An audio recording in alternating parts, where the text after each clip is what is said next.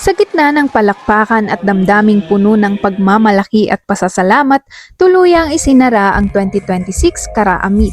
Nagtipon-tipon ang mga atleta, coach, at opisyal para sa huling yugto ng isang linggong kompetisyon na nagpatibay hindi lamang ng husay sa larangan ng palakasan, kundi pati ng samahan ng buong Cordillera.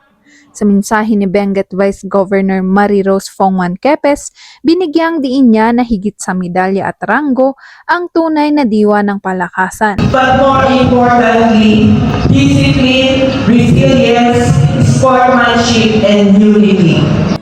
Iginawad din ang mga sertipiko ng pagkilala sa mga iba't ibang ahensya na tumiyak sa kaligtasan ng lahat sa buong palaro. Kinilala rin ang mga host municipalities, mga paaralang nagsilbing beliting quarters at mga playing venues na naging saksi sa mahuhusay na laban. Pinangunahan naman ni Governor Melchor Diclas, Regional Director Stella Leon Carino, Vice Governor Fongman Quepes at Assistant Regional Director Ronald Castillo ang pagbaba ng watawat ng Kara-a na hudyat ng opisyal ng pagtatapos ng kompetisyon. Sa isinagawang ceremonial turnover, formal nang ipinasa ang Kara-a banner sa Abra bilang susunod na host province.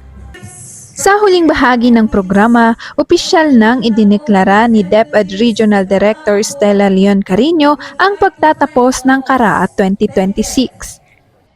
As the Regional Director of DepEd Cordillera, I now formally declare the closing of Kara-a 2026. Thank you everyone and congratulations. Safe trip to those who will be going home.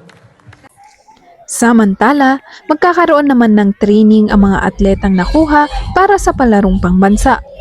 Training will be one of our preparations for the Palarong Pambansa. So, as I said, May will be the Palarong Pambansa. And for April, which is already yung bakasyon, we will, aside from monitoring, we will have to have a training for them before we go for the Palarong Pambansa. JC May Belmonte ng Benguet State University para sa DZWT 540 Radyo Totoo.